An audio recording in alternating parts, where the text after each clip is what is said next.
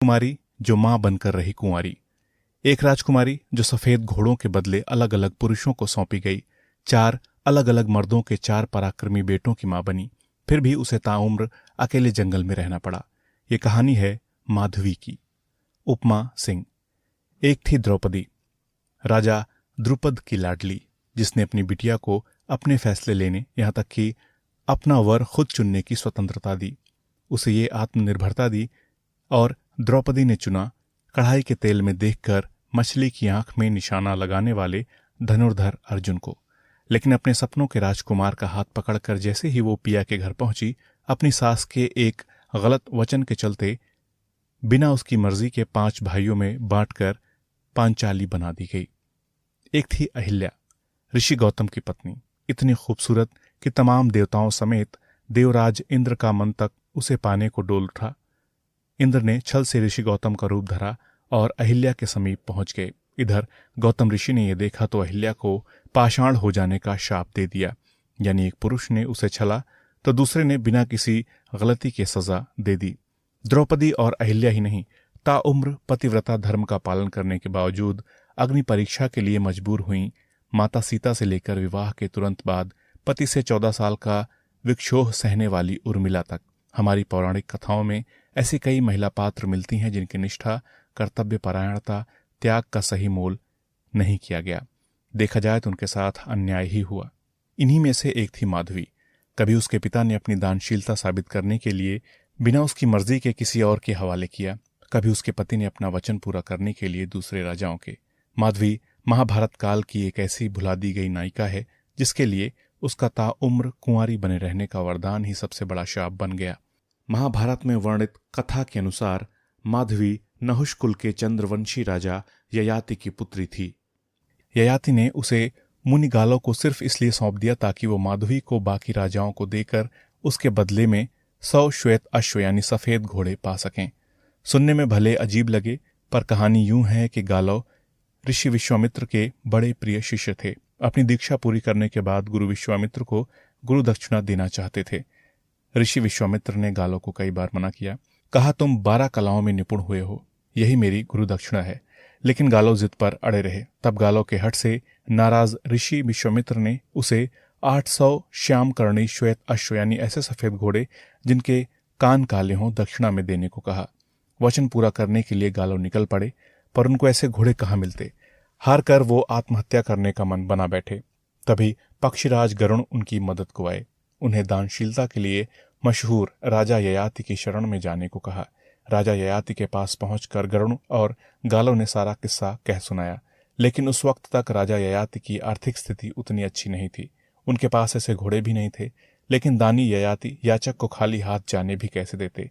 तब उन्होंने अपनी बेटी, जिसे दिव्य कोख का वरदान मिला था, उसे गालो को दान कर दिया। माधवी को यह वरदान मिला था कि उसकी कोख से 4 यशस्वी चक्रवर्ती सम्राट उत्पन्न होंगे। इसके बावजूद उसका कौमार्य सुरक्षित रहेगा, यानी वो सुंदर कुमारी कन्या बनी रहेगी।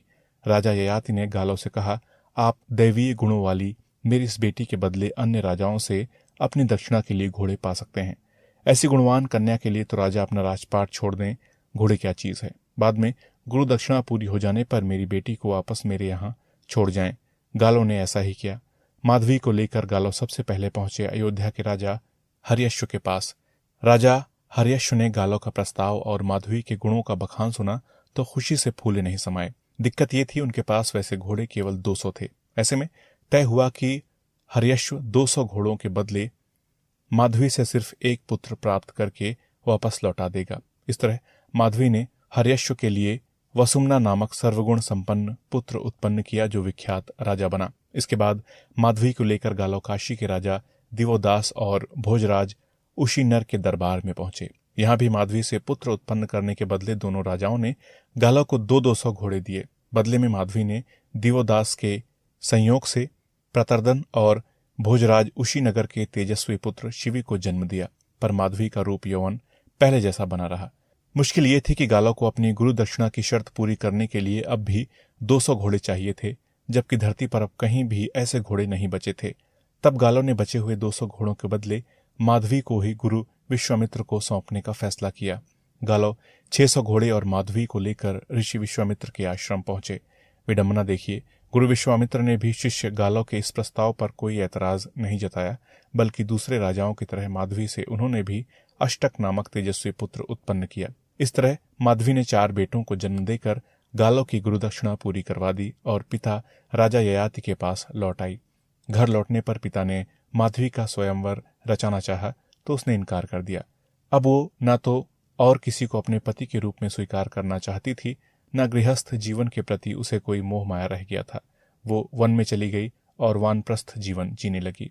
क्यों गूंगी गुड़िया बनी रही माधवी? माधवी कभी अपने पिता द्वारा एक पुरुष को सौंपी गई, फिर उस पुरुष द्वारा कई और पुरुषों को, फिर भी वो गूंगी गुड़िया क्यों बनी रही? उसके मन में क्या चल रहा था? उसने विरोध क्यों नहीं जताया? महाभारत के कई अन्य महिला पात्रों की तरह माधवी के नजरिए को भी पूरी तरह नजरअंदाज कर दिया गया है। उसका विद्रोह आखिर में बस तब दिखता है जब वो अपने पिता को स्वयंवर के लिए मना कर देती है। लेकिन लगातार कई पुरुषों द्वारा बेदी पर चढ़ाई गई माधवी की वेदना, उसकी कुर्बानी, उसके दर्द ने कई सुधी साहित्यकारों को झकझोरा और उन्होंने अपनी तरह से उसके साथ न्याय करने की कोशिश की। इसमें सबसे अहम नाम साहित्यकार भीष्म साहनी का है, जिन्होंने माधवी नामक एक समूचा नाटक लिखा और महाभारत की इस गूंगी गुड़िया को आवाज दी, उसे एक स्त्रीवादी नजरिया दिया। ये नाटक स्त्री के शोषण और समाज में उसे दोयम दर्जे का समझने के कारणों की भी पड़ताल करता है। भीष्म साहनी की माधवी भले पितृसत्ता के तहत बोई गई स्त्री के त्याग और कर्तव्य पालन वाली सोच को मानकर पिता द्वारा चुने पुरुष गालो को अपना लेती है, पर वो गालो के सामने कई बार सवाल खड़े करती है। गालो की प्रतिज्ञा का टूल बनने के लिए तैयार होने के पीछे भी भीष्म साहनी माधवी को एक वजह देते हैं कि उसे गालो से प्रेम हो गया था और प्रेम की खातिर तो एक स्त्री क्या कुछ नहीं कर जाती। इसीलिए अपने प्यार को उसकी गुरुदक्षिणा से मुक्त कराने के लिए गालो का साथ देती है माधवी।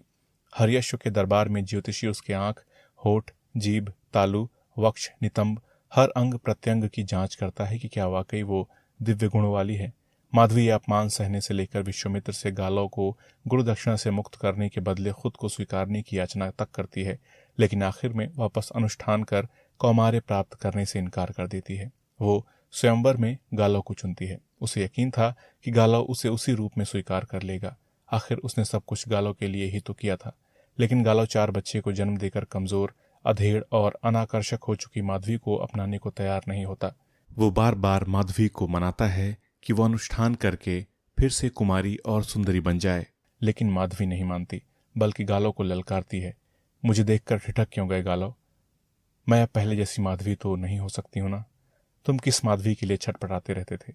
मैं तुम्हारे लिए केवल निमित्त मात्र थी। मैं तुम्हें पहचानते हुए भी न पहचान पाई। इस तरह भीष्म साहनी आखिर में माधवी को अपनी देह पर अधिकार देते हैं। भीष्म साहनी के अलावा कई और कलमकारों की नजरें माधवी की इस कहानी पर रुकी हैं। लेखिका माधवी महादेवन ने अंत में सब कुछ त्याग कर जंगल में रहने वाली माधवी पर ब्राइड ऑफ द फॉरेस्ट किताब लिखी। इसमें उन्होंने माधवी की कोख के मूल्य पर भी जोर दिया। वहीं कवि कुलदीप अपनी कविता में माधवी के साथ हुए अन्याय पर करारी चोट करते हैं। इसके बावजूद वास्तव में माधवी को सही मायने में न्याय शायद ही कभी मिल पाए।